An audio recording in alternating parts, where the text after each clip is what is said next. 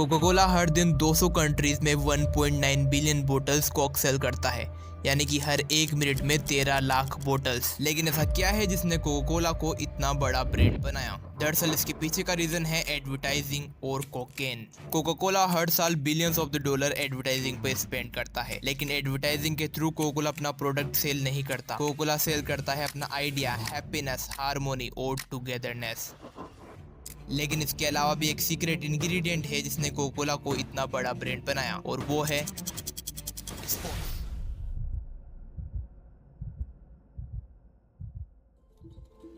Coca Cola की success का सबसे इम्पोर्टेंट फैक्टर है स्पोर्ट्स। लेकिन जहां बाकी कंपनीज जैसे नाइकी और एडिडास एथलीट्स को स्पॉन्सर करते हैं, वहीं कोका कोला एथलीट्स को स्पॉन्सर करने के बजाय चूज करता है डिफरेंट स्ट्रेटजी, जिसे यूज करके कोका कोला ने सभी मेजर स्पोर्टिंग इवेंट्स में अपनी प्रेजेंस बनाई, चाहे वो ओलंपिक हो, फीफा वर्ल्ड कप हो या फिर क्रिकेट वर्ल्ड कप।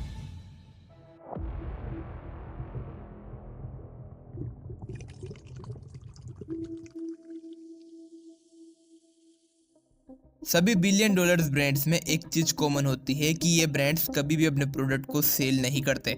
ये सेल करते हैं स्टोरी, इमोशन और प्रीमियम लाइफस्टाइल। रॉयल एनफील्ड कभी भी अपने एड्स में ये नहीं दिखाता कि उसकी बाइक 1 लीटर पेट्रोल में इतने किलोमीटर चलती है। रॉयल एनफील्ड शो करता है सिर्फ लेगेसी ऑफ देयर बाइक, जो सेटिस्फाई करता है राइडर के मोटर बाइकिंग माइंडसेट को। और ऐसे ही एप्पल भी अपने एड्स के थ्रू अपने प्रोडक्ट को सेल नहीं करता। एप्पल सेल करता है लग्जरी, प्रीमियमनेस, एक्सक्लूसिविटी और सीमलेस कनेक्टिविटी, जो उसके प्रोडक्ट की हाइप को हमेशा बरकरार रखता है।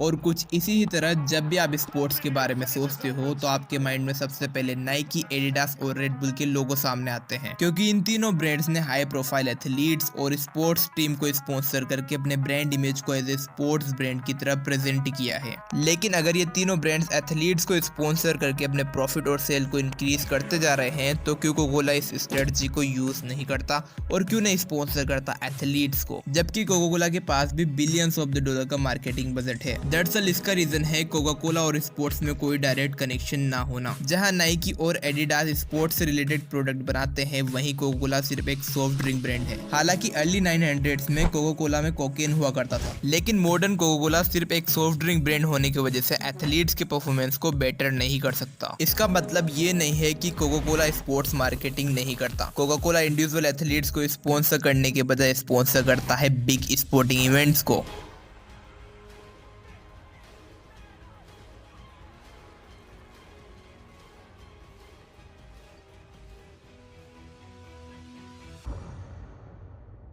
कोका कोला ने पहली बार ओलंपिक गेम्स को 1928 में स्पॉन्सर किया था, और आज भी कोका कोला ओलंपिक गेम्स का लॉन्गेस्ट रनिंग पार्टनर है। इन 1976 कोका कोला ऐसा पहला ब्रांड बनता है जिसने फीफा वर्ल्ड कप को स्पॉन्सर किया, और 1996 के क्रिकेट वर्ल्ड कप को स्पॉन्सर करके कोका कोला ने क्रिकेट में भी अपनी ऑफिशियल प्रेजेंस बना ली। दरअसल कोका कोला कंपनी का फोकस हमेशा से ही लार्ज स्पोर्टिंग इवेंट्स पर रहा है। कोका कोला ने कभी भी सिंगल एथलीट्स को स्पॉन्सर करने की कोशिश नहीं की, और क्यों नहीं की वो आपको इस वीडियो से समझ में आ जाएगा।